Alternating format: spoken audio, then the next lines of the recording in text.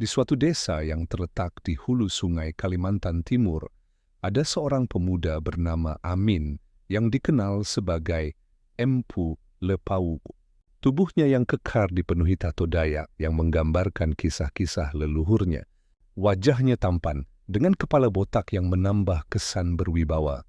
Amin adalah sosok yang penuh semangat dan selalu berlatih bela diri kuntau setiap senja. Di bawah bimbingan Tuak Tuan, seorang lelaki tua yang berjenggot panjang dan berambut gondrong. Suatu sore saat matahari mulai terbenam, Amin berlatih dengan tekun. Gerakan kuntaunya lincah dan penuh ketepatan seolah menari di atas tanah desa. Tuak Tuan dengan tatapan penuh kebijaksanaan mengawasi setiap gerakan pemuda itu. Ingat Amin, bela diri bukan hanya tentang kekuatan fisik, tetapi juga tentang ketenangan jiwa, nasihatnya sambil mengangguk. Setelah berlatih hingga malam tiba, mereka berdua duduk di sebuah gubuk kadang yang sederhana. Cahayanya hanya diterangi oleh obor yang menyala, menciptakan bayangan menari di dinding. Tuak Tuan mengambil seruling khas Dayak dan mulai memainkan lagu Rijok. Melodi yang lembut dan mendayu-dayu mengisi malam yang tenang, membawa Amin ke dalam lamunan. Ia membayangkan masa depan yang cerah, di mana ia bisa melindungi desanya dari segala ancaman. Malam semakin larut, dan cerita-cerita Tuak Tuan tentang para pahlawan Dayak yang gagah berani mengalir deras. Amin mendengarkan dengan penuh perhatian, hatinya bergetar mendengar kisah-kisah heroik yang mengalir dari bibir Tuak Tuan. Dalam benaknya, ia bertekad untuk menjadi seperti mereka, melindungi dan menjaga kehormatan desanya. Akhirnya lelah setelah seharian berlatih dan mendengar cerita, Amin dan Tuak Tuan tertidur di dalam gubuk. Dalam mimpinya, Amin melihat dirinya berdiri di tengah hutan lebat, dikelilingi oleh para pahlawan Dayak yang berjuang untuk melindungi tanah air mereka. Dengan semangat yang membara, Amin tahu bahwa perjalanan untuk menjadi seorang pahlawan sejati baru saja dimulai. Amin, seorang pemuda yang dikenal sebagai Empu Lepau, berdiri di tengah hutan lebat dalam mimpinya. Tubuhnya yang kekar dipenuhi tato Dayak yang menggambarkan kisah-kisah leluhurnya, dan wajahnya yang tampan memancarkan keberanian.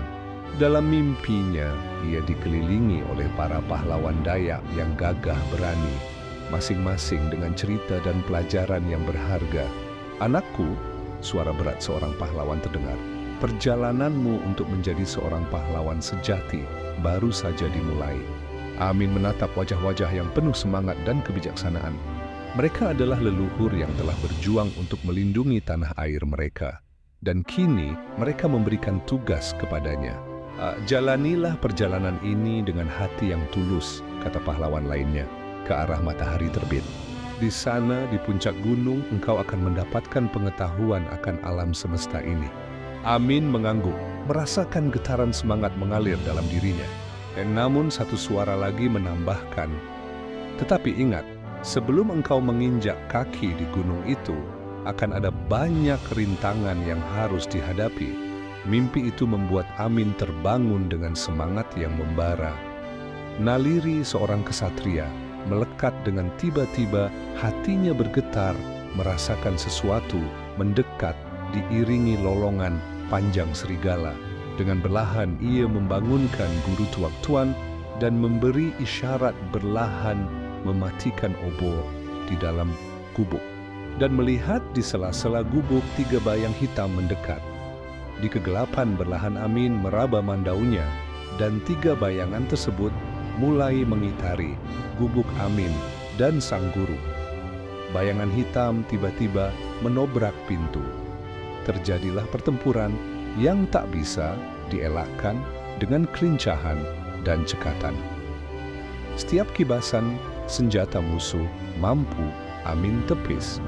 Amin mengibaskan mandaunya ke salah satu di antara mereka hingga terkapar tak berdaya.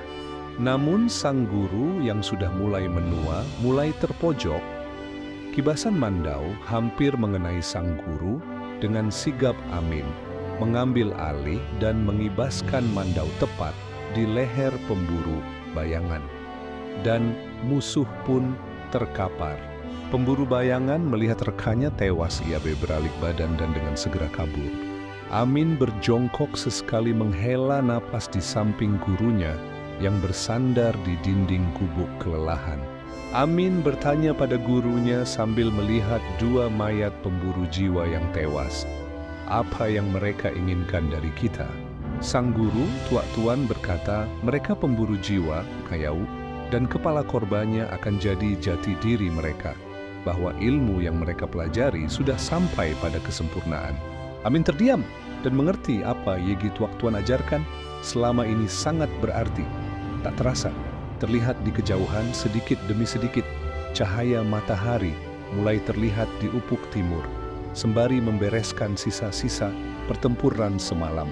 Sang guru, Tuak Tuan, mengambil kepala dua pemburu jiwa yang tewas dan membuat ritual khusus buat murid satu. Satunya cerita pun ber-S42.